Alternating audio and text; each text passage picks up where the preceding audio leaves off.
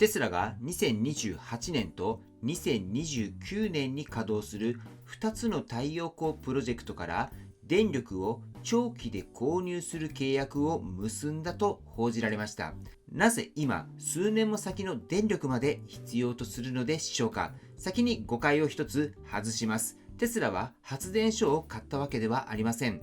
この電力が AI 専用だと発表したわけでもありません。それでも250億ドルを超える設備投資、AI の計算設備、データセンター、半導体製造と並べると、テスラの成長を止めるかもしれない次のボトルネックが見えてきたんです。今日はこの契約を入り口に3つの論点を検証していきたいと思います。1つ、どんな契約なのか。2つ、なぜ数年先の電力を今から買う必要があるのか。そして3つ、AI や半導体、ロボタクシーと本当につながるのか。このあたりを今日見ていきたいと思います。はい、ということでおはようございます。ケンです。テスラの投資家の方はもちろん AI やエネルギーの未来に関心がある方にもこの内容はきっと役立つんじゃないかなと思いますので、ぜひね、今日も最後までご視聴ください。ではまず最初からですけれども、テスラが何を契約したのか、ここを押さえていきたいと思います。契約は2件あります。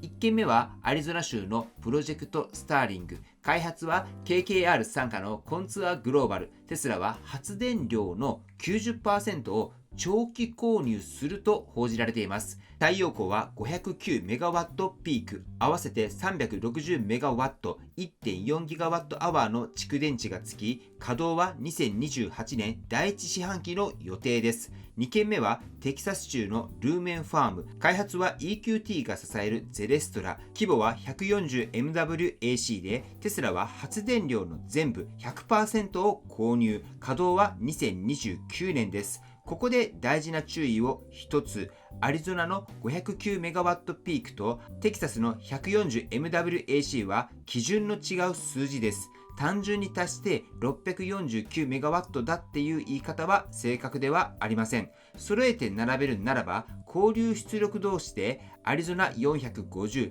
テキサス140、合わせて 590MWAC 相当。もし僕の単位の言い方が間違っていたら申し訳ありません。一応調べたんですけれども MWAC と読むというふうにありましたので、もし間違っていたら指摘の方よろしくお願いいたします。ではここで PPA という言葉を説明していきたいと思います。今日の土台になるからです。PPA っていうのは電力購入契約。ポイントは発電所を買うことでも所有することでもないという点です。図の通り発電所を作って持って動かすのは相手の会社コンチュアグローバルやゼレストラです。テスラはそこで発電された電力を長期で買う買い手なんです。ですからテスラが発電所を買収した所有するっていう表現は正しくはありません。こうした PPA は10年から15年になることが多く、大量の電力を安定して確保したい企業が使う一般的な手法で、メタや Google も同じように電力を確保しています。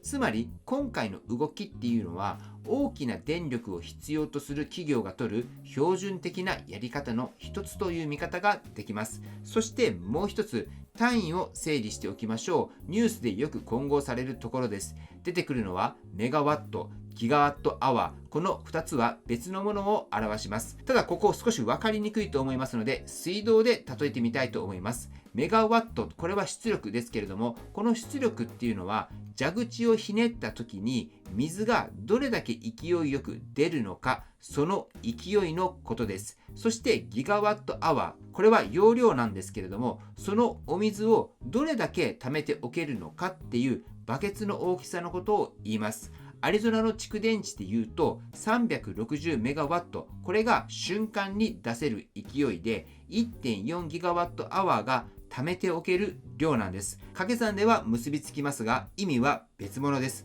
この蓄電池は4時間という設計で、太陽が沈んだ後もしばらく電気を送り続けられる。太陽光と蓄電池がセットなのはそのためなんです。ではなぜ稼働が数年先の電力を今から契約するのか、一般的に考える理由を挙げます。ただし先に言いますと、このどれがテスラの確定した目的なのかっていうのは公表はされていません。可能性として聞いておいてください。電力価格を長期で安定させたい、大きな施設に必要な供給量を早めに抑えたい、再生可能電力を調達しておきたい、将来の電力不足や送電制約に備えたい。ここで一番理解してほしい構造があります。大きな工場やデータセンターっていうのは、建物が完成してから電気をどこから引こうかって探しても間に合わないんです。発電所も送電線も作るのに何年もかかるからです。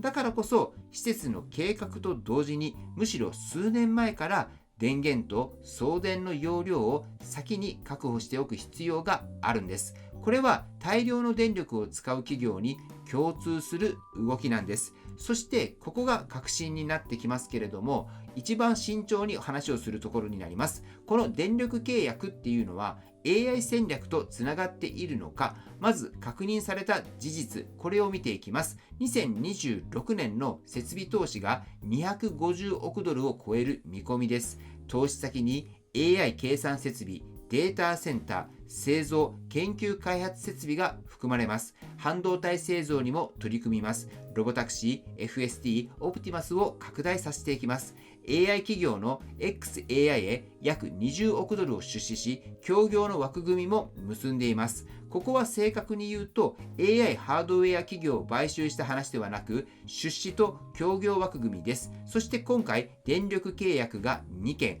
ここまでが事実です。さて、ここからは分析になりますけれども、仮説を立ててみたいと思います。境界をまずはっきりさせます。これらを並べると、テスラは AI の製品だけではなくって、それを動かす計算設備、半導体、工場、電力までを供給の制約が起きる前に先回りして確保しようとしているのではないかっていう可能性があると思います。ただしこれは一つの可能性です。今回の電力契約と AI を直接の因果で結ぶ公式発表というのはありません。ですから僕たちは同じ時期に存在する複数の動きを見ていく必要があると思います。そして一歩引いて大きな絵を見てみたいと思います。AI の競争はモデルがどれだけ賢いのか、その性能だけで決まると思われがちですが、実際のところは違います。AI を動かすには計算を担う半導体がいる。それを並べるデータセンターがいる。動かせば猛烈に発熱するので冷やす設備がいる。電気を届ける送電網もいります。そして何より安定した大量の電力そのものっていうのが必要になります。余った電気を貯めて足りない時に出す蓄電設備、作るための建設時間、行政の許認可、この長い鎖が全部つながって初めて動くんです。どこか一箇所でも詰まればそこがボトルネック、成長を止める制約になります。ここで大事な注意点です。テスラがこれから全部を自社で持とうとしているっていうのは断定することはできません。実際今回の電力は他社から買っています。その代わり皆さんに一つの判断基準をお渡ししておきます。これからの AI 企業を見るときにはモデルの性能だけではなくってそれを動かす計算設備と電力、これをどれだけ確保できるのか、そこまで見る必要があるんです。この視点だけでニュースの読み方っていうのも大きく変わってくるんではないかと思います。では次に何を見ればいいのかというところですけれども、証拠のチェックリストをお渡ししておきます。一つは電力の供給先として具体的な施設名が公表されるのか、二つ目としては実際に電気を運ぶ物理的な供給なのか、環境価値を買う契約なのか、そして3つ AI 計算設備やデータセンターが実際にどれくらいの電力を使っているのか、そして4つとしては半導体工場テラファブの正式な立地、規模、稼働時期、ここは構想なのか建設が始まったのか混同しないことが大切です。そして5つとしては追加の電力購入契約が発表されるのか、これらが一つまた一つと確認できれば AI 拡大に備えて電力を先回り確保しているっていう仮説は一段ずつ強くなっていくと思います。そして逆の情報が出れば弱まってきます。証拠で更新していくのが正しい向き合い方だと思いますので、また何か新しい情報などが出たら YouTube でお届けしていきたいと思います。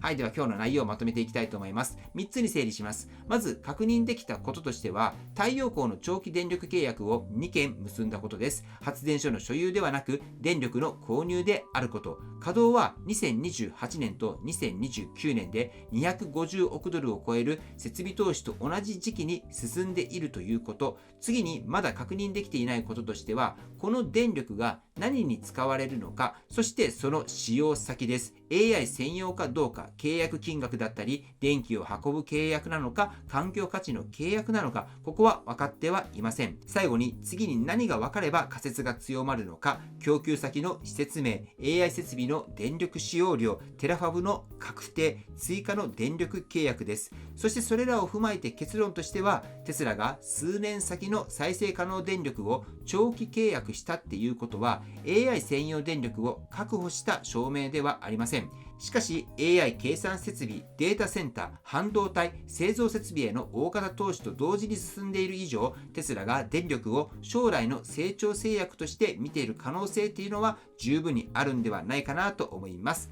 はい、ということで今日の内容は以上となっておりますけれども、さて今日はテスラのインフラの整備みたいなところのお話をしていきましたけれども、これから先テスラがどういった投資をしてどういった結果を残していくのか、これが本当に大事になってくるんじゃないかなと思いますので、今日の内容が少しでも参考になればと思います。そして僕の YouTube では毎日テスラに関する情報を発信していますので、ぜひチャンネル登録がまだない方はチャンネル登録の方もよろしくお願いいたします。はい、では最後に追伸です。皆さん、車での移動中や充電ステーションでの待ち時間、ネット環境ってどうされていますか？スマホのテザリングだとバッテリーも減るし、ギガも気になりますよね。そこで最近僕が注目しているのが、モビリティ Wi-Fi、モビファイというサービスです。これ何がすごいのかっていうと、ドコモ、au、ソフトバンク、楽天、この4つの回線を自動で切り替えてくれるんです。つまり、走っている場所に合わせて、その時一番強い電波を勝手に掴んでくれるんです。しかもデータ容量は1日33ギガ、月換算で約990ギガです。